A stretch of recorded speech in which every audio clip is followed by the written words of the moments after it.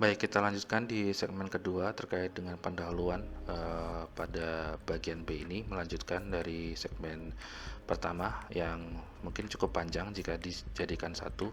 Jadi kita pisah untuk segmen ke B atau segmen kedua dari pendahuluan yang ke B untuk metode transformasi selanjutnya. Sebelumnya kita sudah membahas berkaitan dengan upward continuation dan directional derivatives. Kita akan lanjutkan untuk empat bagian selanjutnya di slide berikut ini. Nah, selanjutnya kita lanjut di metode yang ketiga dan keempat berkaitan dengan phase transformation dan pseudo gravity atau pseudo magnetic transformation. Anomali dari medan magnetik memiliki kompleksitas tambahan karena tidak hanya bergantung pada distribusi magnetisasi, misalkan M pada suatu ruang X, Y, Z, tetapi juga pada arah magnetisasi dan arah medan yang diukur. Untuk medan total anomali, pendekatan konsep sederhana adalah dengan menggunakan komponen pengukuran yang sejajar dengan medan magnetik sekitar atau ambient field, medan sekitar. Nah, pembahasan berkaitan dengan transformasi fase ini seringkali dikembangkan pada diskusi terkait dengan RTP, reduce to the pole, mungkin ada juga sampai ke reduce to equator atau RTE. Berikut ini adalah ilustrasi ketika kita punya suatu anomali pada suatu lokasi di permukaan bumi, misalkan di posisi lintang pertengahan dari suatu arah medan magnetik utama atau medan magnetik sekitar berarah seperti ini. Nah, mungkin kita berharap bentuk pola yang relatif lebih kompleks, karena dipol ini kita berharap untuk bentuk yang lebih sederhana sebagaimana bentuk pola anomali gravity. Maka kita berharap arah dari magnetisasinya berada pada posisi di bagian kutub. Jadi kurang lebih ini adalah arah magnetisasi yang ada di bagian kutub dan akan memberikan kontribusi anomali yang relatif sesuai posisi sumber anomalinya, atau analoginya seperti untuk anomali gravity atau konsep monopol. Meskipun kita tahu untuk body monopol untuk magnetik itu tidak ada, tapi ini adalah pendekatan untuk hal ini untuk memperjelas atau memberikan pemahaman tentang sumber anomali, terutama untuk magnetik.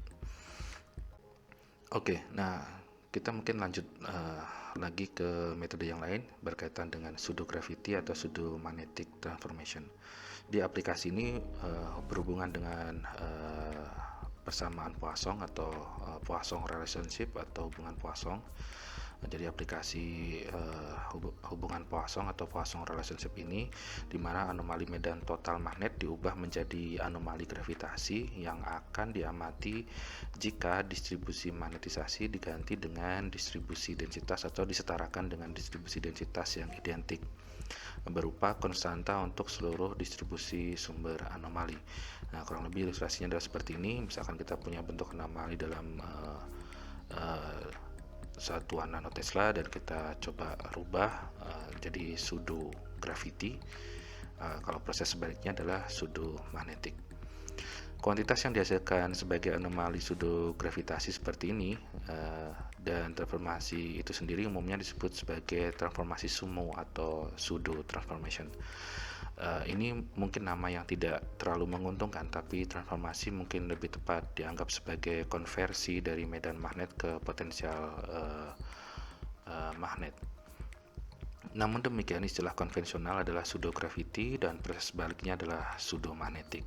Jadi transformasi pseudo gravity memiliki beberapa aplikasi penting. Beberapa unit geologi mungkin sangat bermagnet dan padat secara densitas dan juga secara anomali. Sebuah pluton mafic yang dikelilingi oleh batuan sedimen misalnya dapat menghasilkan anomali gravitasi dan magnet. Anomali pseudo gravitasi dihitung dari medan magnet yang diukur, jadi surveinya adalah medan magnet, dapat dibandingkan langsung dengan pengukuran medan gravitasi jika kita memiliki data perbandingan, dan mungkin akan lebih meyakinkan hasil transformasinya dari pseudo gravity.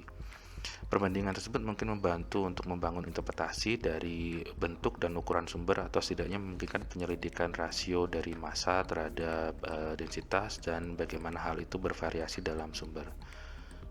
Oke. Nah, selanjutnya berkaitan dengan horizontal gradient. Transformasi pseudogravitasi yang dibahas sebelumnya mungkin menjadi strategi yang berguna dalam menafsirkan anomali magnetik karena karakter bentuk anomali gravitasi dalam beberapa hal lebih mudah untuk ditafsirkan. Perlu diingat, estimasi medan gravitasi tersebut diperoleh dari survei geomagnetik yang lebih sederhana untuk dilakukan. Anomali gravitasi pada bodi anomali seperti tabular seperti ini memiliki gradien horizontal yang paling curam kira-kira di atas tepi benda. Dan properti ini dapat dimanfaatkan dalam interpretasi magnetik dengan mengubah anomali magnet menjadi anomali pseudogravitasi dan mencari anomali pseudogravitasi untuk gradien horizontal maksimum. Jadi kita punya survei anomali magnetik, kemudian jadi kita rubah menjadi pseudogravitasi yang putus-putus ini. Anomali magnetik yang garis tegas. Nah, kemudian yang plot titik-titik ini adalah hasil dari horizontal gradient. Itu adalah ilustrasinya, dan posisi maksimum horizontal gradient itu berkaitan dengan batas kontak atau tepi dari sumber anomali. Menginterpretasikan gradien horizontal terkait kontras densitas atau kontras magnetisasi dan akhirnya dalam istilah geologi membutuhkan beberapa asumsi. Sebagai contoh, mengasumsikan bahwa kontras pada properti fisik terjadi pada batas vertikal seperti ini dan tiba-tiba terisolasi dari sumber lain. Ya, geologi mungkin tidak sesederhana itu. Magnetisasi dan densitas dapat bervariasi ke segala arah dalam satu unit geologi, dan kontak antar unit umumnya tidak vertikal. Teknik ini cukup efektif dalam interpretasi basis data skala regional yang sangat luas, misalkan pada orde puluhan atau ratusan kilometer. Oke, selanjutnya terkait dengan analitik sinyal, atau saya singkat di sini dalam penulisan AS, dibentuk melalui kombinasi gradien horizontal dan vertikal dari anomali magnet yang sudah dijelaskan di slide sebelumnya. Analitik sinyal atau sinyal analitis memiliki bentuk di atas bodi sumber penyebab yang bergantung pada lokasi benda tetapi tidak pada arah magnetisasinya. Penerapan sinyal analitis ini untuk interpretasi magnetik pada kasus dua dimensi, terutama sebagai alat untuk memperkirakan kedalaman pada posisi sumbernya. Ini juga sama seperti yang sebelumnya, berkaitan dengan daerah penelitian yang sangat luas dan sangat kompleks, mungkin akan sangat bermanfaat untuk mendapatkan informasi awal yang bisa kita sederhanakan. Ilustrasinya adalah seperti ini. Kita punya sumber model, kemudian medan magnetiknya seperti ini, dan kita coba breakdown dalam bentuk horizontal derivatif ke arah X dan Y, dan ini adalah vertikal derivatifnya. Dengan menggabungkan ini kita mendapatkan analitik sinyal, dan solusinya kurang lebih batas tepi dari sumber ini didefinisikan sebagai ini sebagai solusinya.